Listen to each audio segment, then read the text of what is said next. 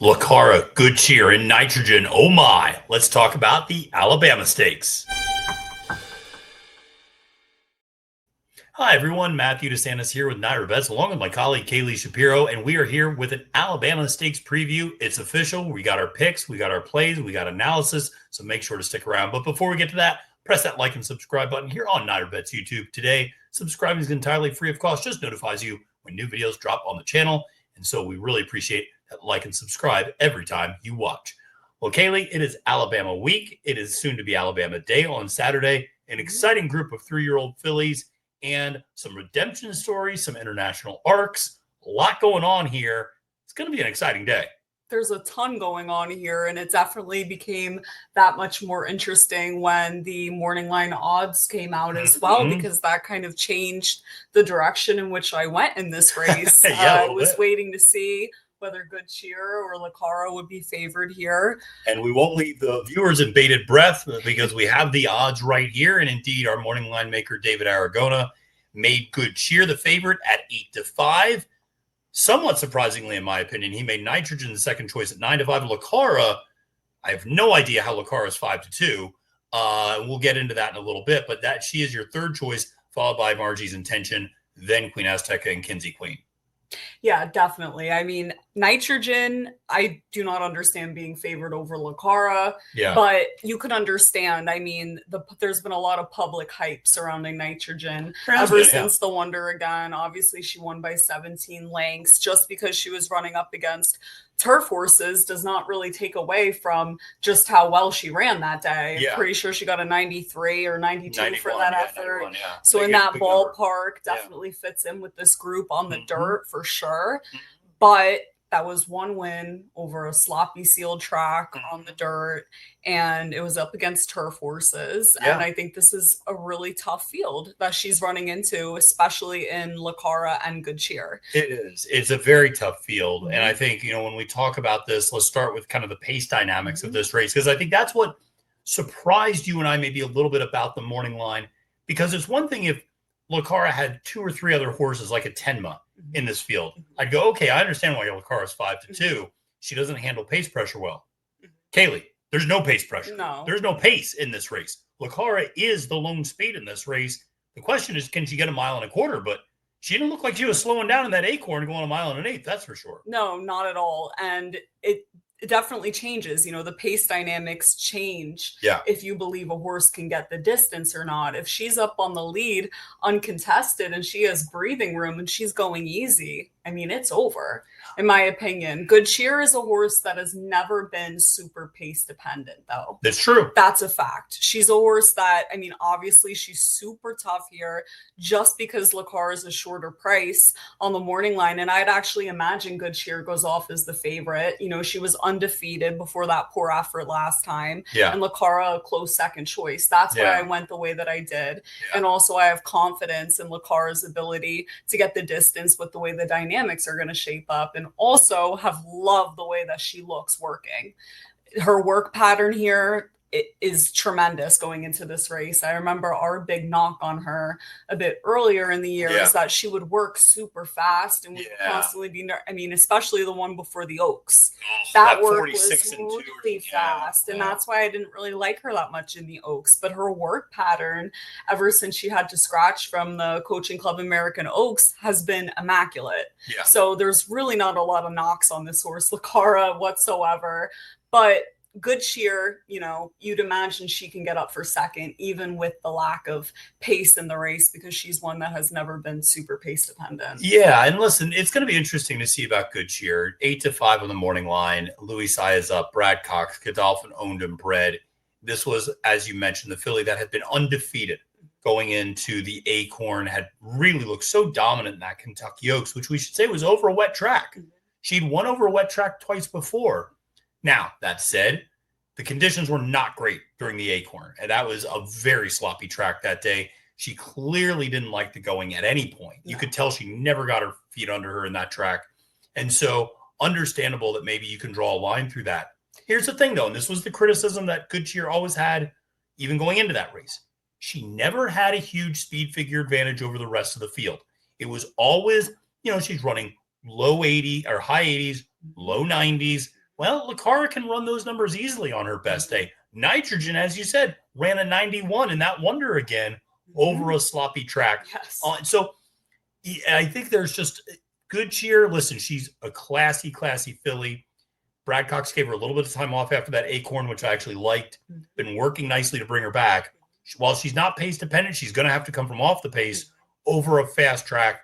We'll see, because it's not going to be as easy as I think it might have been in some of her past efforts. Definitely. And it is for sure a question. I mean, every sloppy seal track is different. You know, she had the same conditions in her second start when she won by 17 lengths at Churchill Downs. So maybe she didn't like the sloppy seal track at Saratoga in particular. Not too much of a concern for Saturday, given that the weather looks great. Yeah, weather's going to be beautiful. The way that I see it played out, I mean, when we're talking 1.25 miles for any of these horses for the first time, it all comes down to dynamics. I believe that Good Cheer and Cara could both get that distance. The reason why I went with Cara is because of the dynamics. Like we're saying, she's lone speed and she's drawn to the outside. I mean, I don't know how to look that much deeper into it. I can see Good Cheer maybe getting up and losing by a nose to Cara. I can see something like that playing out. But I think this horse has a big edge coming into this race. I thought she was the horse to beat. I thought she was too. And she's certainly the horse to catch. And now the one thing I'll say about Cara is she does have, somebody said it online, a little bit of that fierceness in her. What I mean by that is every other race is a big one. And then every other race is a little bit of a drop-off. Now, I think that there's reasons you can point to for that in a lot of cases. I think you could look at the Breeders' Cup Juvenile Fillies where she finished 5th by a distance. Listen, she never got to the front that day, and they changed tactics on her when she came back as a 3-year-old. She blitzed the field in that Suncoast, then went to the Devotedale, didn't get to the lead again. Then got to the lead in the Ashland, looked great doing it at 1 mile and a 16th at Keeneland. Got to the Oaks, got pressed hard by Tenma. Bounced back in the Acorn, ran easy up front, and won the Acorn impressively. So I think, again, there's reasons that go into it. It's not as if she's not running well. It's just there are dynamics that run against her sometimes, but all the dynamics are running in her favor on Saturday. Definitely. I don't read too much into the on again, off again. And I do believe she's a filly that needs the lead. Yeah. Definitely based on the Cara that we've seen as a 3-year-old. But if you look, what's interesting about Cara is if you look at her as a 2-year-old in the grade 3 Pocahontas, she was sitting 6 1/4 lengths off. She was almost last in that race. She was last in that race and she won there. So that's pretty interesting to me. I mean, granted now, and Mark Cassie has said himself, the position that she prefers and where she does her best running, which is up on the front end. We know that that's the case. There's no reason why she wouldn't get the lead here. The only filly in this field with maybe enough speed to sit close to her is the number 1, Margie's Intention. Margie's Intention. Yeah, for Brad Cox, the other Cox horse. And we need to talk about Margie's Intention. You and I both have her 3rd. She's a horse. Listen, she's going to need to get faster on the speed figures. Her career best is an 81. That said, if you look, that was also the longest she ever ran. So it might go to reckon that if you go 1.25 miles, she gets even better. She's more of an off-the-pace runner. Irad Ortiz Jr. inside rail. Probably going to want to be aggressive to make sure we're getting out of the gate well. I don't know if I buy into this idea of her being a rabbit, because even the one time she sat close to the pace, they were not going particularly fast. They were going 24:48 in a mile race at Fairgrounds. So I just don't know if she's really got that speed in her to really challenge Cara as much as maybe just sit behind Cara. But if you do that, you're kind of just conceding the lead to her at that point. But I agree with you that kind of out of everybody, she probably makes the next most sense to be sitting second in this race. At least on paper, for sure. I mean, it doesn't look like she has any speed at all if you look at it, but it is. I mean, I can't think of another filly that is going to be close to Cara. Obviously, Nitrogen. Yeah. She has, I mean, probably the best speed of the group besides Cara. Not speed, you know what I mean? At least the best speed out of the gate besides Cara.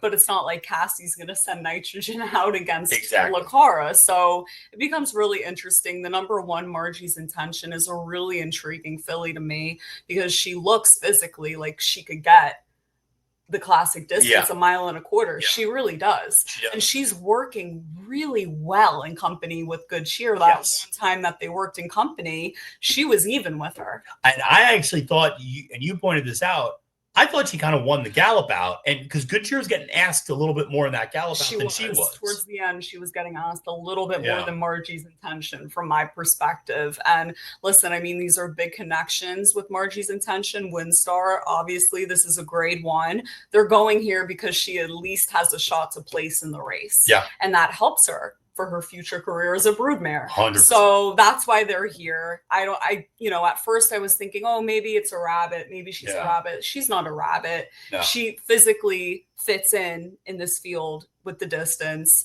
She has to improve a lot. I know her highest figure is an 81. She definitely has a lot of improving to do, but she does get IRAD back on board. He rode her once before, which was interesting to me as well. You know that he's going to be able to get her out of the gate effectively.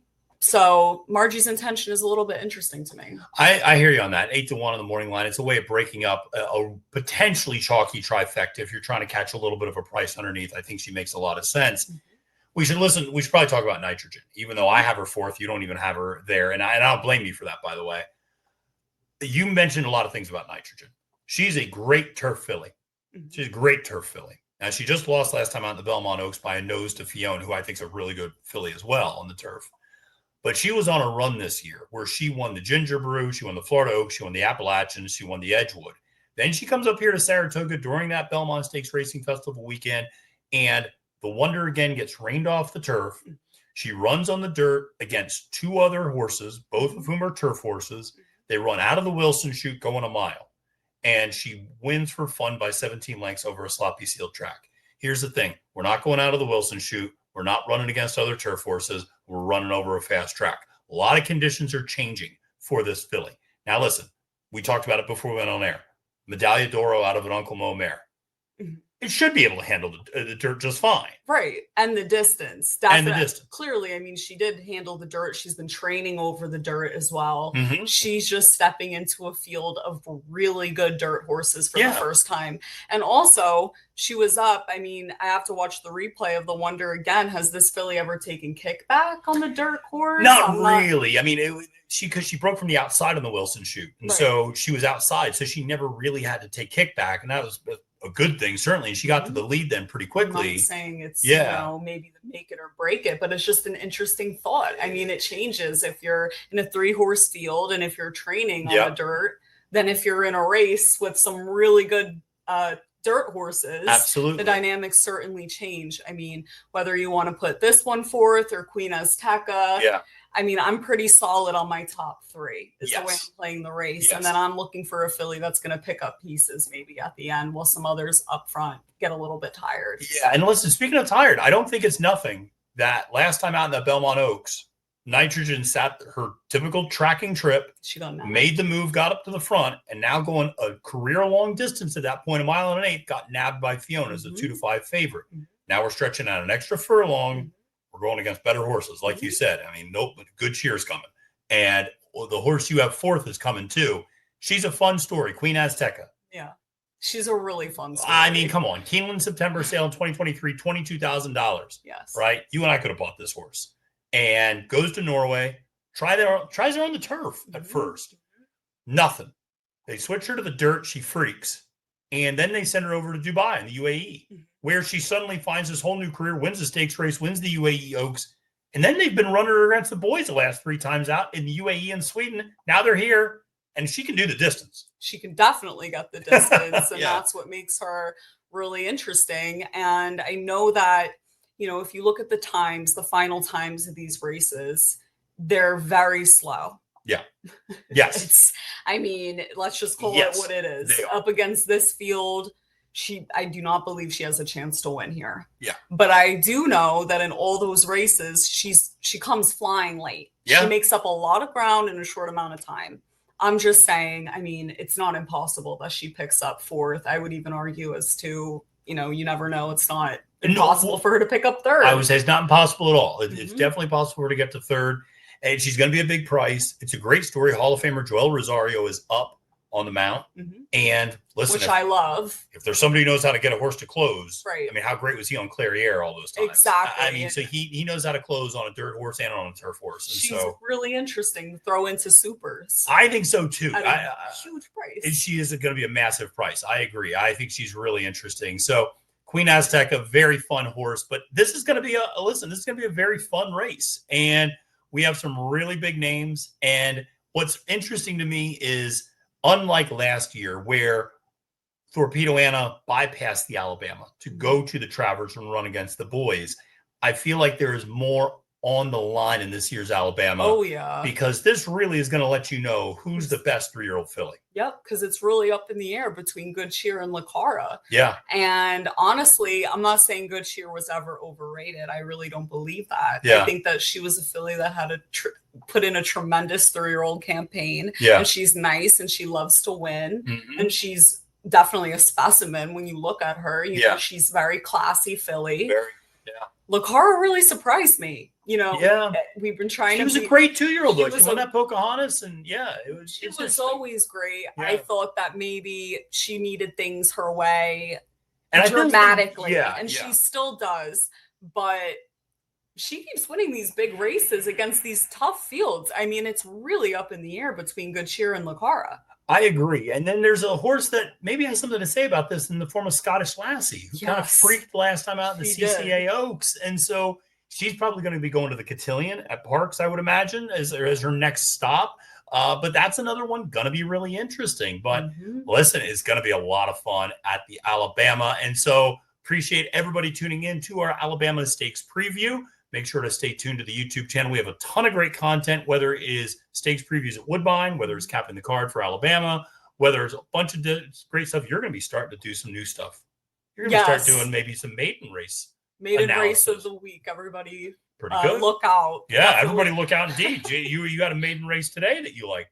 Yes. Bill Motthorst. Yes. 6-1. And the closer. Yeah. Well, you and I hit that together. That was good. We did. That was a lot of fun. I love when you're on the Mott horse with me, because I'm like, oh, this horse really has a chance then. Well, it's funny. You and I, not to go too much of a digression, you know what I like? I like when you and I land on the same horse, because we rarely do it for the same reasons. It's true. You and I look at handicapping races a little differently. And when you land on the same horse I do, I go, okay, now we're putting some real money on this horse, because this is good stuff. Yeah. Yes. So it's going to be a lot of fun. And listen, appreciate everybody's support, but be sure to press that like and subscribe button today. My name is Matthew DeSantis. That's Kaylie Shapiro, wishing you a great and prosperous day at the races, and reminding you, friends, it's now post time.